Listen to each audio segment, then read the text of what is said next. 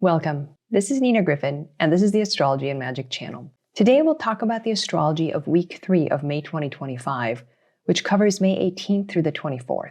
First off, I'd like to say thank you to all of my patrons. If you would like to become a patron, you can go to patreon.com/Nina Gryphon. You'll get access to all of these videos early before the general public. And at the highest tier, you'll get access to my monthly Magical Elections ebook, which teaches you how and when to make astrological talismans. On May 20th, the Sun will enter Gemini. Now, the Sun entering a mutable sign means it's the last month of the season because the Sun always is in a mutable sign when it's the end of the season, the last month. So now we're in the last month of spring in the Northern Hemisphere. The last month of each season has characteristics of the current and the next season, which is why mutable signs are also called double signs, because these months tend to have a dual nature. So happy Gemini season. May 22nd, Venus at 16 Aries completes its trine with Mars in Leo.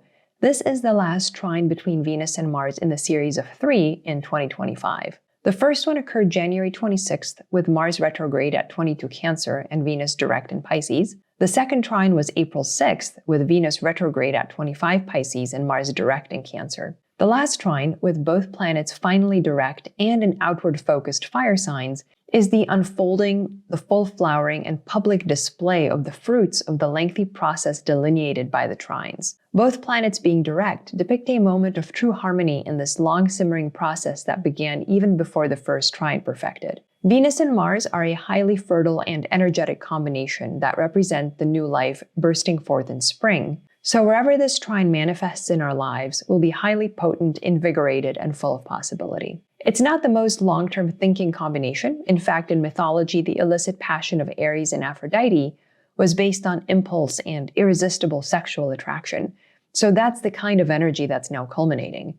Forethought and cool analysis are not available now, but those qualities are also not what creates new life. We need to embrace the opportunities offered now while recognizing the Venus-Mars energy for what it is. May 23rd, Mercury has his morning set at 23 Taurus. Mercury now hides under the sun's beams.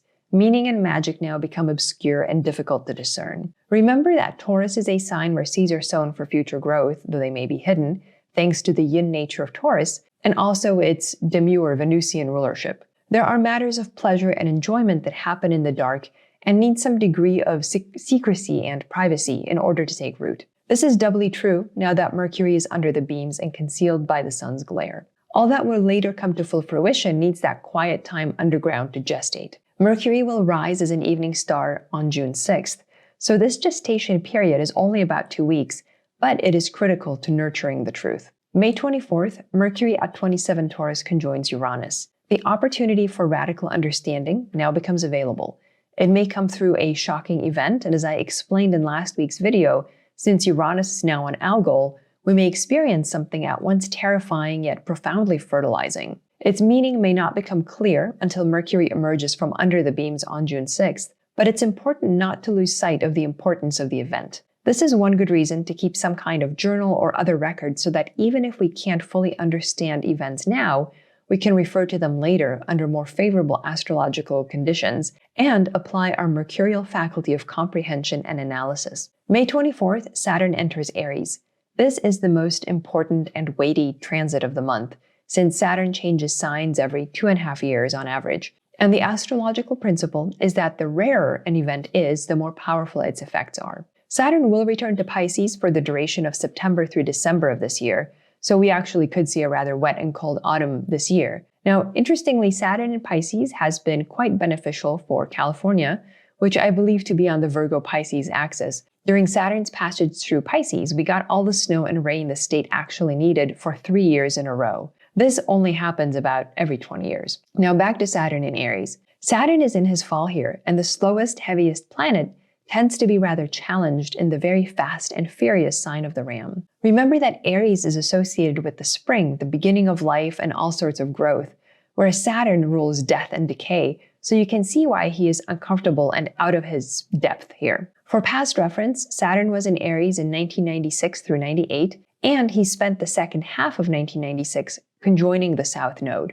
This is an interesting contrast with his current situation since up till now, he's been attached to the North Node in Pisces. One important event that occurred the last time Saturn was in Aries was in July 96, when scientists in Scotland successfully cloned a mammal from an adult cell. If cloning confers a kind of immortality through the clone that lives on, this is in keeping with Saturn with a south node, the minimization of death. Aries, of course, rules sheep and similar cattle. Interestingly, Fox News launched during this time as well, and we could argue that much of what we see in the world today is thanks in no small part to the work of Fox News and its progeny. If we go back further, Saturn was in Aries in the late 1960s, when US and world politics were really boiling with violence, conflict, and protests. And of course, in the US, the Vietnam War and the draft was a big part of the incitement. So this is one of the nasty manifestations of Saturn in Aries.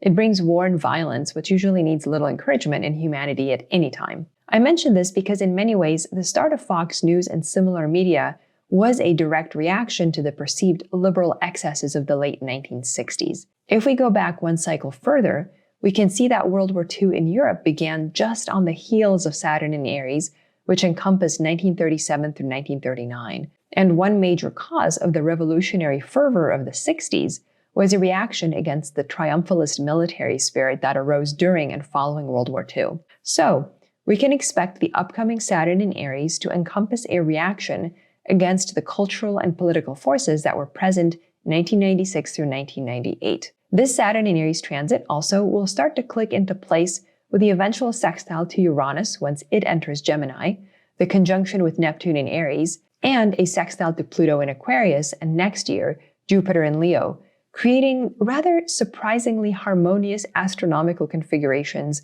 that will certainly present challenges, but also bring some unprecedented opportunities worldwide. Thanks for watching. I'm Nina Gryphon, and this is the Astrology and Magic channel.